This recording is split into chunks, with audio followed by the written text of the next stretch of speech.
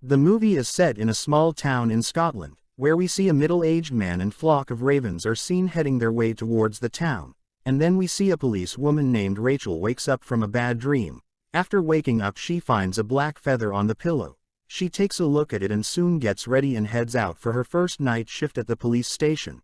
While walking along, Rachel sees the man is standing in the middle of the road. While she is looking at him, a car approaches with high speed and crashes into the man.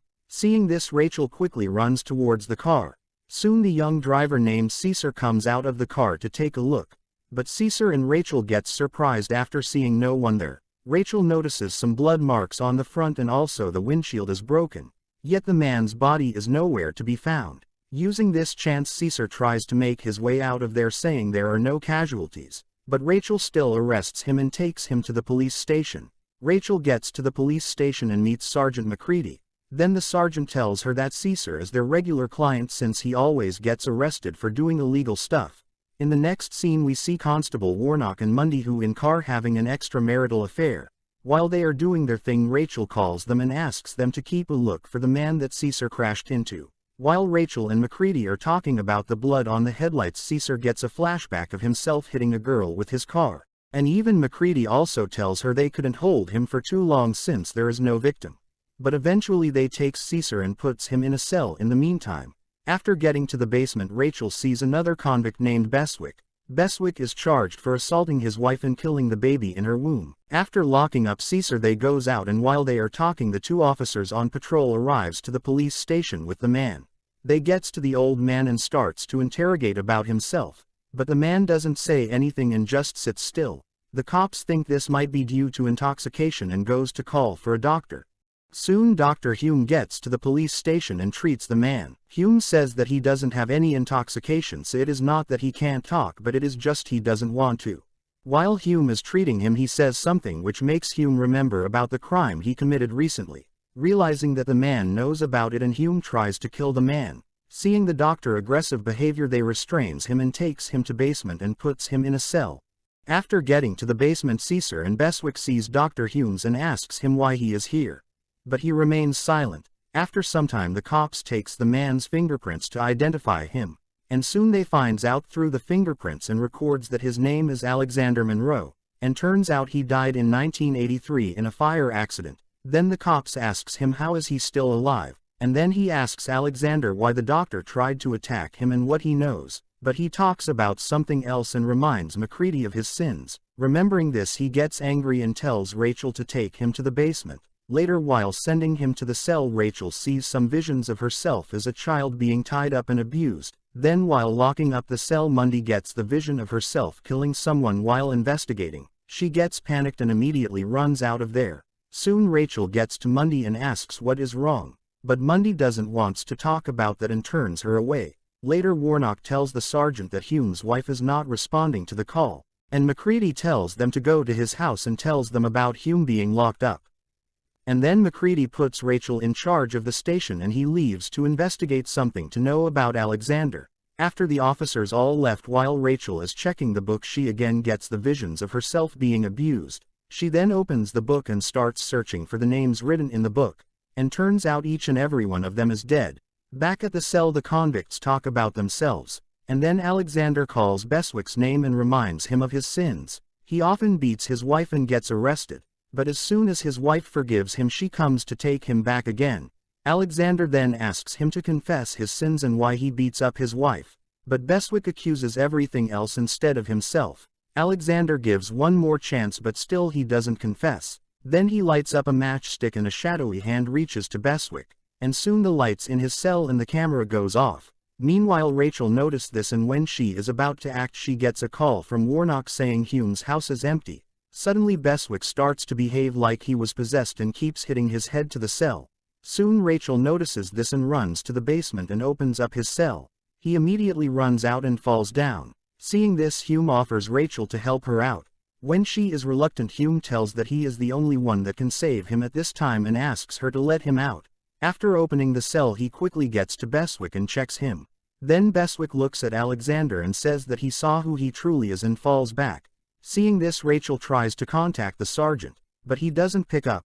Then we see that his house is filled with corpses. He then picks up the parts into a trash bag and takes to dispose them. And soon Rachel and Hume gets Beswick out of the basement. Meanwhile Mundy and Warnock gets to Hume's house, and after searching all the place they see that Hume has killed his entire family. They immediately calls to Rachel and informs her about Hume and the deaths of his family, and Hume also hears this and tries to warn Rachel, but Rachel hits him with a baton and then restrains him. She quickly takes him to the basement and lock him up. Then Caesar tells Rachel that Alexander told him that they are all here for a reason, cause they all did mistakes and it is time to pay for them. And Alexander asks Rachel what she did, but she doesn't answer him and leaves from there. And again she gets the visions of herself escaping from the abuser and running out of the house. Meanwhile the sergeant has some other dead bodies at this house. He packed them up and then calls Rachel. Rachel tells him about Hume and Beswick, and then the sergeant tells her to keep it under control until he arrives. He soon pulls out a box from under his bed and takes out a gun from it. Back at the basement while Caesar is saying that he doesn't deserve to be here, Alexander reminds what he did. While Caesar is driving he hits a girl. He gets down to look at her but instead of helping her he leaves her there and runs away. And Alexander tells Caesar that he still has time to help the girl, but Caesar denies, saying that he will be in worse trouble. And soon Mundy and Warnock gets back to the station and informs Rachel about what they saw at Hume's house. After noticing the dead body of Beswick they asks Rachel about it. Rachel tells that he committed suicide by himself. When she is about to tell about something is off with Alexander they both quickly gets to the doctor. They gets him out and takes him back to interrogate. While Warnock is feeling sad about the deaths of the children of Hume, Alexander talks with him. And then he reminds Warnock of his sins of beating up and killing a person along with Mundy while investigating him.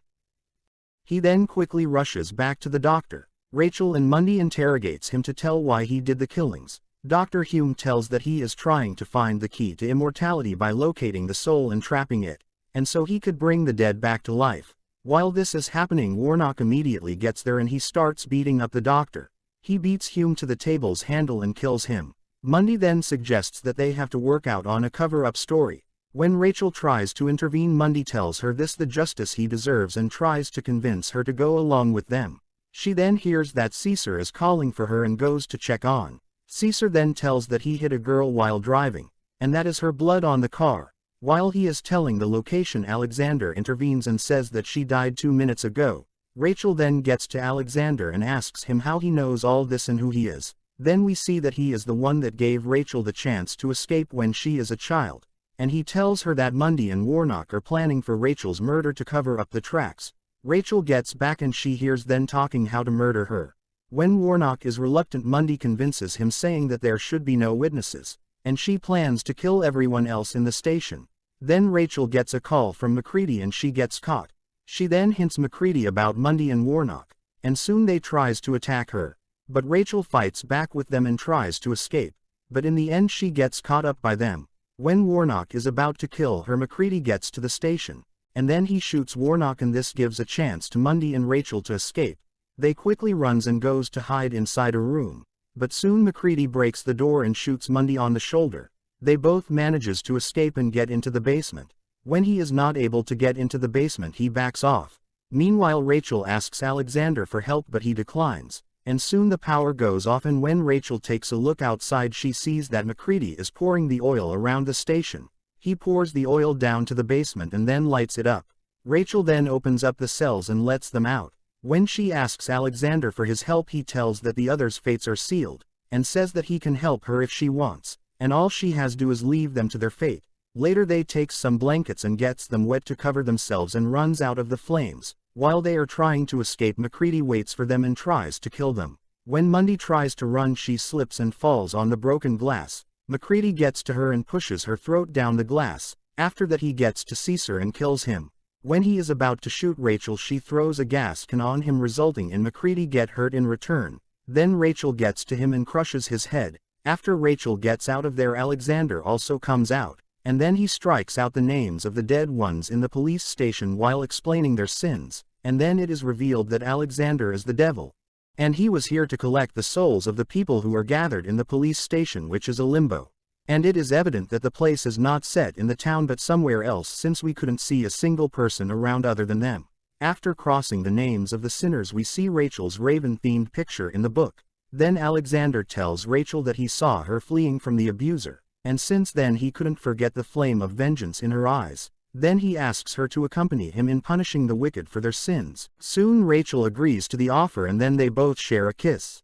And that's it. What are you waiting for? Subscribe the channel to see more recaps, and don't forget to like the video, and click bell icon to see more videos. Have a good day.